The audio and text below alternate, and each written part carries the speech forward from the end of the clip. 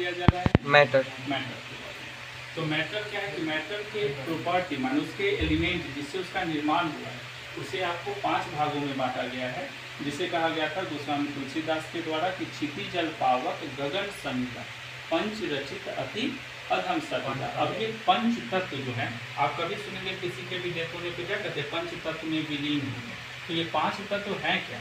तो 5 तत्व है यूनिवर्स, ब्रह्मांड, वाटर, एयर, फायर और उसके बाद स्काई एंड एयर। तो अभी क्या बोले, क्षिति जल पावक गगन समुद्र। क्लियर हो गए? यस। तो ये 5 तत्व प्रॉपर्टी हैं जो मैटर के रूप में जुड़े होते हैं। अब आता है टाइप ऑफ मैटर। मैटर कितने प्रकार के होते हैं? पहले तो मैटर है क्या वो क्लियर हुआ। तो मैटर क्या है कि ऑक्यूपाई स्पेस एंड वेट, उसमें वजन भी होना चाहिए और जगह भी छेड़ना चाहिए, तो उसे कहते हैं हम मैटर। मैटर पूरे ब्रह्मांड की सारी चीजों को कह सकते हैं जो मैटर है। ठीक।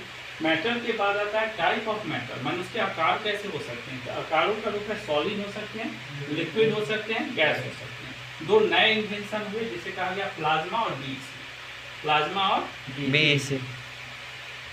इसके बाद आता है कि सॉलिड कंटेंट और लिक्विड कंटेंट दोनों अलग अलग रूपों में, सॉलिड कंटेंट और लिक्विड। तो सॉलिड के क्या होता है, मॉलिक्यूल्स सबसे पास पास होते हैं। सॉलिड के और क्या गुण होते हैं, सॉलिड का अपना एक शेप होता है, आकार होता है। सॉलिड के और क्या गुण होंगे, तो सॉलिड कंटेंट होता है कि इसमें डक्टिलिटी होती है, तन्यता, ये सारे गुण सॉलिड में देखे जाते हैं। हार्डनेस होता है रूम टेम्परेचर पे, ये सारे सॉलिड के गुण होते हैं। लेकिन लिक्विड में आइएगा, लिक्विड सॉलिड के मॉलिक्यूल्स कम होंगे सॉलिड की अपेक्षा उनके पास में, वो लिक्विड फॉर्म में बदल सकते हैं। लिक्विड कभी भी अपने शेप को जिस कंटेन में डाले जाएंगे, जिस बर्तन में डालिएगा उसके हिसाब से अपना शेप ले लेगा।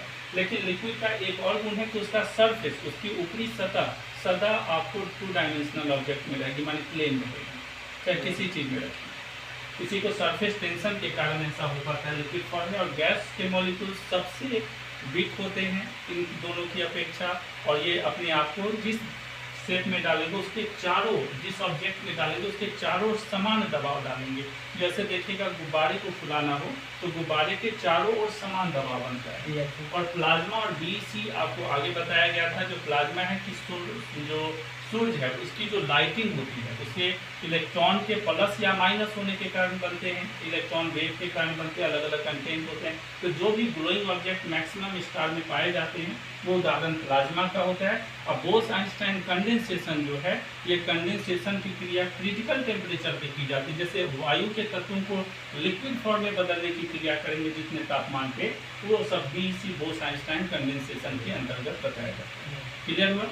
इसके अगले पॉइंट पे देखिए, सॉलिड के कंटेंट को हम सब 2 खंडों में अगर हम बांटते हैं, सॉलिड, लिक्विड, गैस, ऐसे तीनों पे लागू हो सकता है। तीनों में मिक्सचर का गुण होता है, तीनों के फॉर्म होते हैं। तो सॉलिड के फॉर्म के हिसाब से इसे हम 2 खंडों में यहाँ पे बांटे हैं। इसमें सॉलिड और लिक्विड दोनों आ सकते हैं, सॉलिड और लिक्विड दोनों आ सकते हैं। हो सकता है कि आप गैस भी ले लीजिए, इसमें चूंकि हाइड्रोजन क्या है, नाइट्रोजन क्या है, सब तो गैस के फॉर्म में है।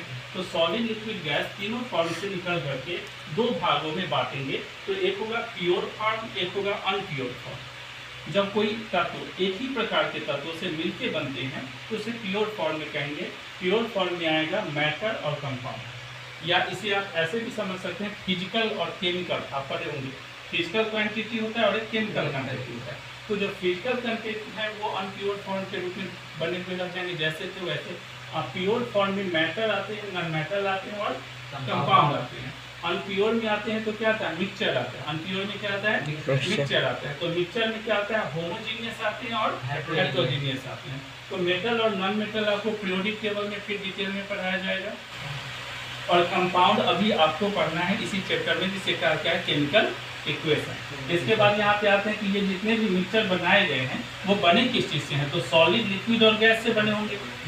सॉलिड, लिक्विड और गैस से। तो जब सॉलिड को मिलाएंगे तो सॉलिड सोल बनेगा, सॉलिड में लिक्विड मिलाएंगे तो सोल बनेगा, सॉलिड में गैस मिलाएंगे तो एरोसोल बनेगा। क्लियर है?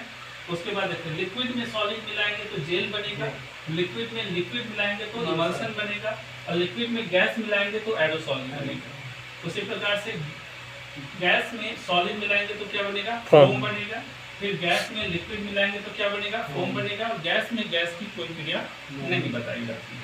हो गया क्लियर यहाँ पे अच्छे से?